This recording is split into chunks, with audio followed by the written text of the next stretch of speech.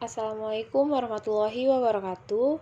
Sebelumnya, perkenalkan nama saya Septi Rosalia dengan NPM 22570510118. Di sini saya akan menjelaskan tentang penyederhanaan CFG. Yang pertama, penyederhanaan CFG. Penyederhanaan CFG. Tujuannya untuk melakukan pembatasan sehingga tidak menghasilkan pohon penurunan yang memiliki kerumitan yang tidak perlu atau aturan produksi yang tidak berarti. Contoh, S menghasilkan AB dan A kecil. A menghasilkan A kecil. Aturan S menghasilkan AB tidak berarti karena B tidak memiliki penurunan. Selanjutnya, S menghasilkan A menghasilkan B menghasilkan C menghasilkan D menghasilkan A kecil dan A kapital.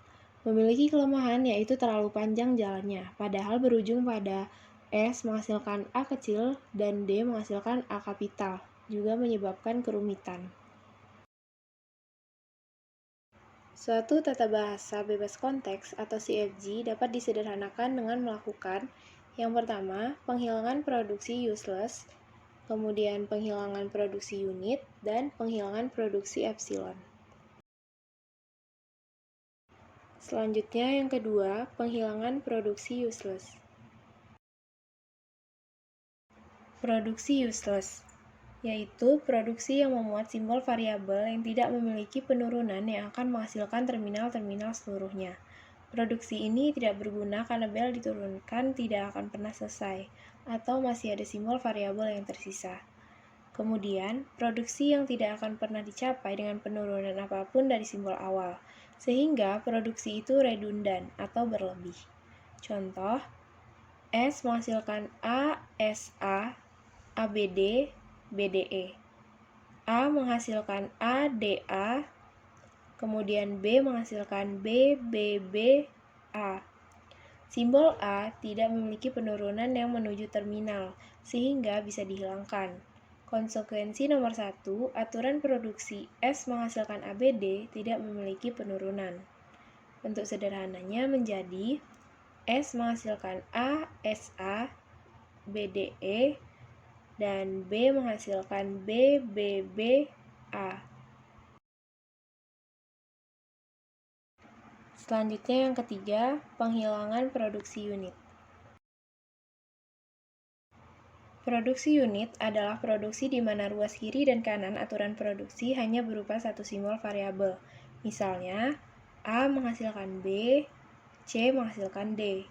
Keberadaan produksi unit membuat tata bahasa memiliki kerumitan yang tidak perlu atau menambah panjang penurunan. Penyederhanaan ini dilakukan dengan melakukan penggantian aturan produksi.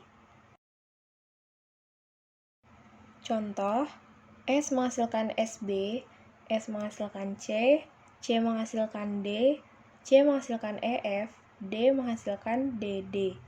Kita lakukan penggantian berturutan mulai dari aturan produksi yang paling dekat menuju ke penurunan terminal-terminal. C menghasilkan D menjadi C menghasilkan DD. S menghasilkan C menjadi S menghasilkan DD, EF. Sehingga disederhanakan menjadi S menghasilkan SB, S menghasilkan DD, EF, C menghasilkan DD, C menghasilkan EF, dan D menghasilkan DD. Selanjutnya yang keempat, penghilangan produksi epsilon. Penghilangan produksi epsilon dilakukan dengan melakukan penggantian produksi yang memuat variabel yang bisa menuju produksi epsilon. Prinsip penggantinya bisa dilihat kasus berikut. S menghasilkan BC, AD, A menghasilkan epsilon. Pada kasus di atas, A nullable, serta A menghasilkan epsilon satu-satunya produksi dari A, maka variabel A bisa ditiadakan. Hasil penyederhanaan tata bahasa bebas konteks menjadi S menghasilkan BCD. Tetapi, bila kasusnya S menghasilkan BCAD dan A menghasilkan BD epsilon, Pada kasus di atas, A nullable, tapi A menghasilkan epsilon. Bukan satu-satunya produksi dari A, maka hasil penyederhanaan S menghasilkan BCAD, BCD, dan A menghasilkan BD.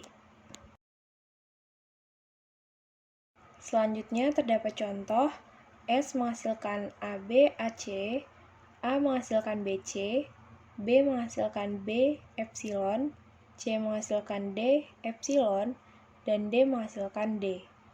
Variabel yang knowable B, C. Maka kita lakukan penggantian A menghasilkan BC menjadi A menghasilkan BC, B, C. Kemudian S menghasilkan ABAC menjadi S menghasilkan ABAC, AAC, BAC, ABA, AC, AA, BA, A. Sehingga hasil penyederhanaannya menjadi S menghasilkan ABAC, AAC, BAC, ABA, AC, AA, BA, A.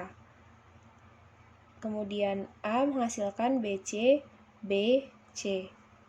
Selanjutnya B menghasilkan B, C menghasilkan D, D menghasilkan D.